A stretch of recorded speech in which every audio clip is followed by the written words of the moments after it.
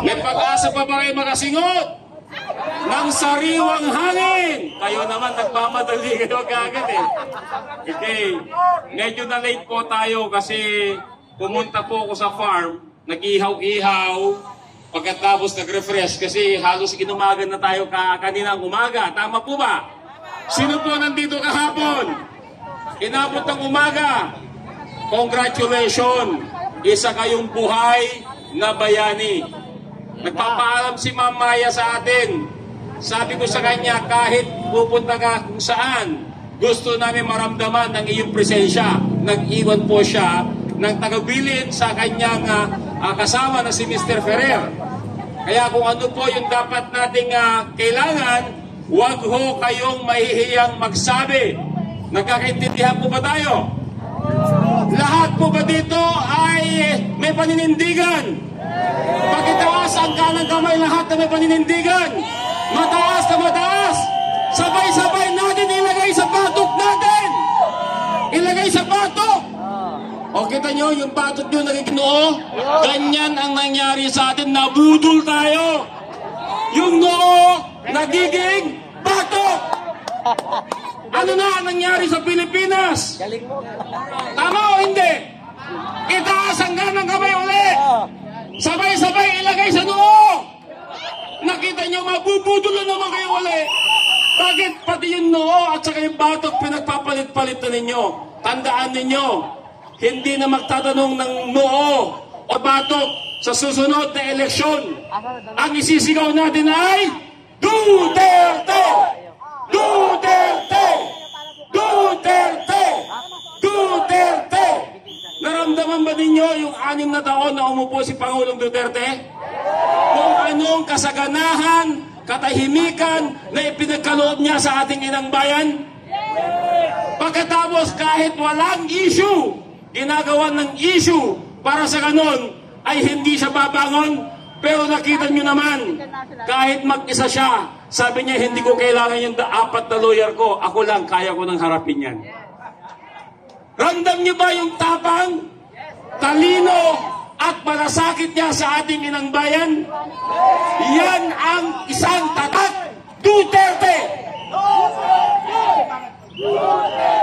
At syempre, bago ko tuloy-tuloy sasabihin yung aking damdamin, palakpakan po natin ang pagdating ni Banat Bay! Pumapayag akong mas gwapo sa akin yan. Bakit? Meron siyang sariling paninindigan. Ako, meron din. Nanay ko lang naniniwala na gwapo ako. Kayo ba naniniwala din? Nabudol na naman kayo. Huwag kayo mapandingin lang sa inyong mga paningin. Minsan dinadala nila sa gandang lalaki at sa kabihis.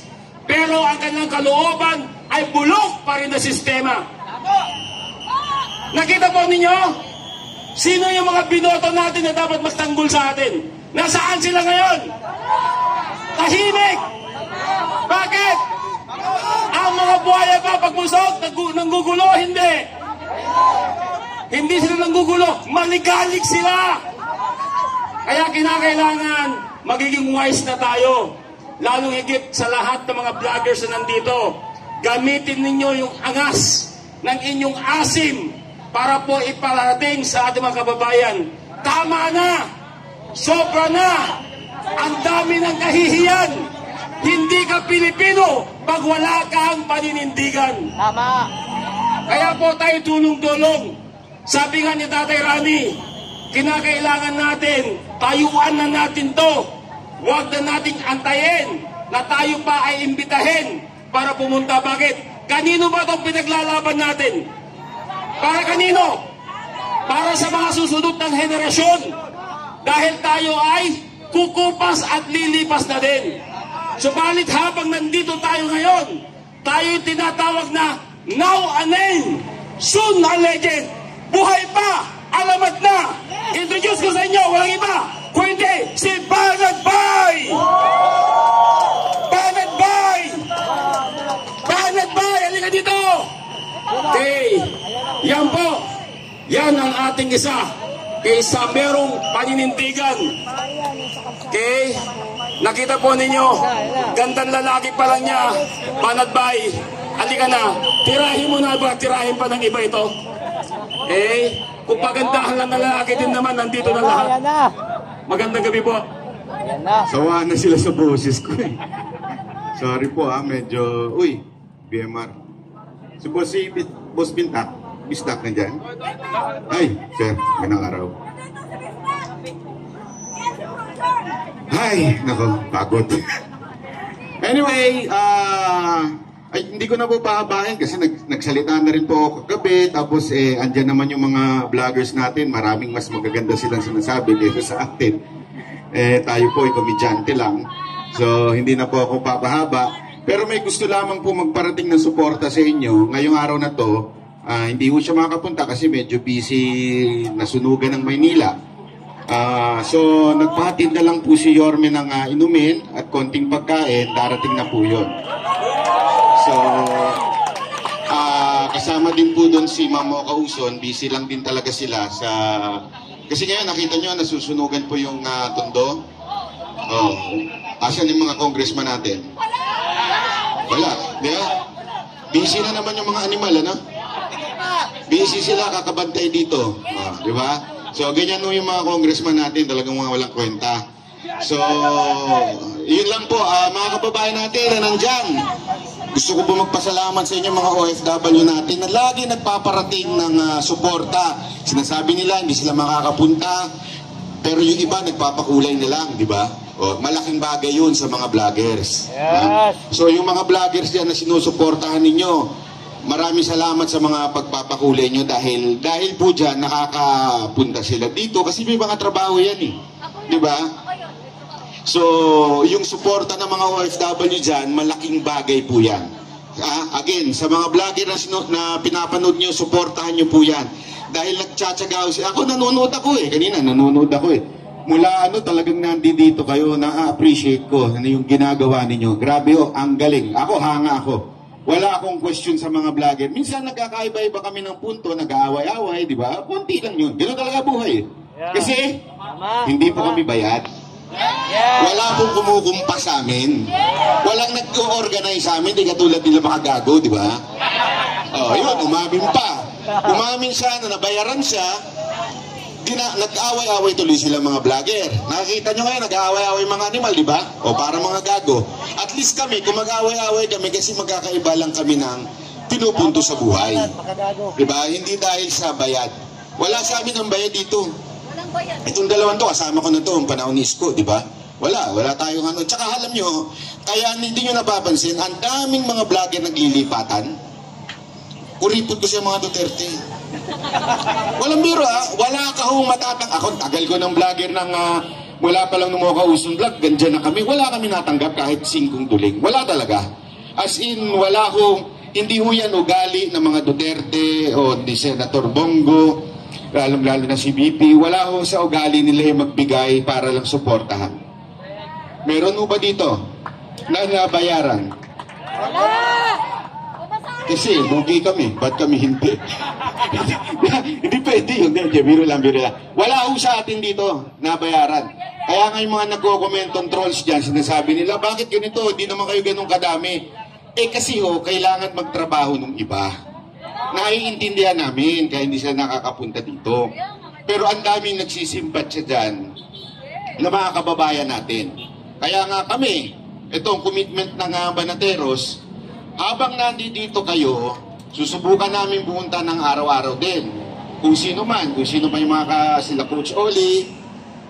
At pangako ko po sa inyo ito, araw-araw din po ako magpapadala ng pagkain. Konting contribution lang. Okay, kung hindi man ako makapunta, magpapagrab po ako, siguro papareceive na lang natin kay Sir Vista at kay Sir BMR para tanggapin. Tapos konting pagkain lang ng mga hamburger. Papuntay natin yung waxis dito. Masarap pa naman ng waxis.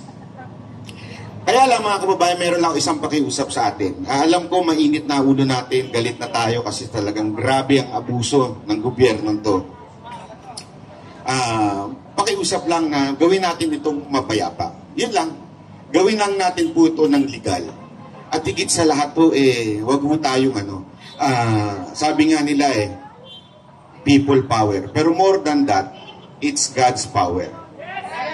Diba? Kasi mga kababayan ito yung bagay na napaka-imposible na. Napaka-imposible. Bakit? Kontrolado nila lahat At saka, ikaw ba naman tumanggap ng milyon, bilyon? Diba? Meron nga akong kilala, hindi ko na lang sa pangalanan Huwag na, delikado tayo dyan. Sino mo, dagdagan nyo ko. Merong isa nga dyan grabe yung bayad doon sa PNP official. Ang laki ng bayad sa kanya para lang mahuli si Pastor Kibuloy. Wala akong binabanggit. Okay? At grabe po ang... Pasensya ka na, Atty. Torre, Atty. Torion. Medyo... Si Atty. Torion, sinuhulan ng napakalaki. Ilang milyon. Para lamang bumaliktad. Ganun kalaki yun. Ito lang ito, sa loob lang ito. At para lamang po ibigay si ulo ni Pastor Kibuloy. Sabi ko nga, kaya ng gobyerno magbayad ng ganong kalaki? Grabe hindi ito yung 500,000, 1 million, hindi Pwede nang mag-retire si Atty. Torion kung tatanggapin niya yun. Ganong kalaki yun. Pwede na siya mamuhay ng isang milyonaryo sa Europa o kaya sa UK para lamang po pag tinanggap niya po yun. Pero hindi niya tinanggap. Ganun po si Atty. Torion. Kaya nagpapasalamat po tayo kay Atty. Torion. Pinaglaban niya po. At sabi ko nga, kung ganun kalaki ang ibabayad para lang sa ganung aspekto, paano pa kaya kawin tayo sa mga pulis yan. Peace. Sabihin naman natin na mahal namin kayo. Mahal namin kayo. At sigit sa lahat, mahal kayo ni Pangulong Duterte. So, kaway-kaway lang tayo dyan. So, yun po ang sinasabi ko nga po. Kung ganun nila kayang bayaran si Atty. Torion, paano pa kaya ngayon itong nangyayari kay VP Sara Duterte? Diba sigurado ko, milyon, bilyon ang gagamitin para siraan ng ating Vice Presidente. Kaya sana po tayo mga kababayan natin na nanonood dyan, manalangin lamang po tayo. Napaka-imposible na pero malay ninyo, di ba? Tandaan natin, paano ba nabuhay si Adan? Kung meron nakakaalam ng Biblia, paano nabuhay si Adan? Di ba po siya ay clay lang? Hiningihan po ng Panginoon si Adan para mabuhay. So kung gusto ng Panginoon, pwede rin niyang tanggalin yung hininga na yun. Wala akong sinasabi kung sino, Ibig ko lang sabihin po, hawak ng Panginoon ang buhay ng tao.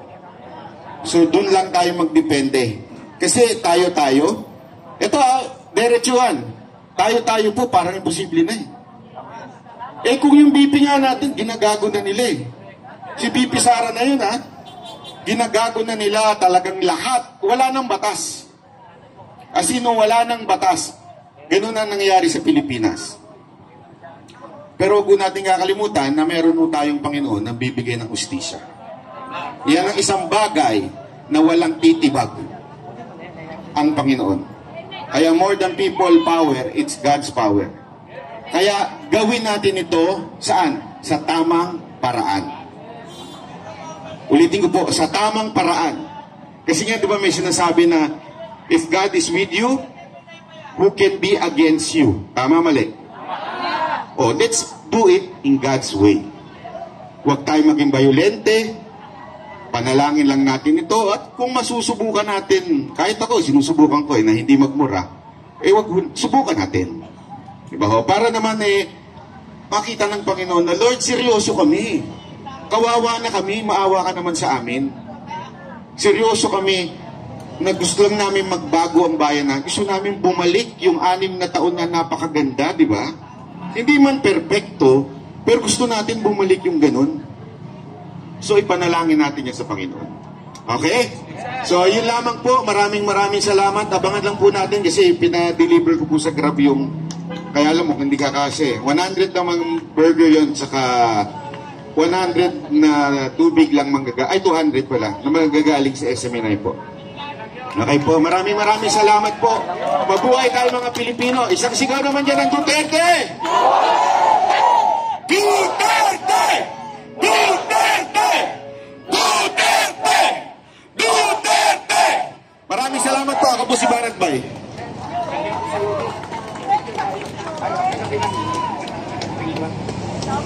Galing pa po si Sir sa UK. Oo. United Caloocan.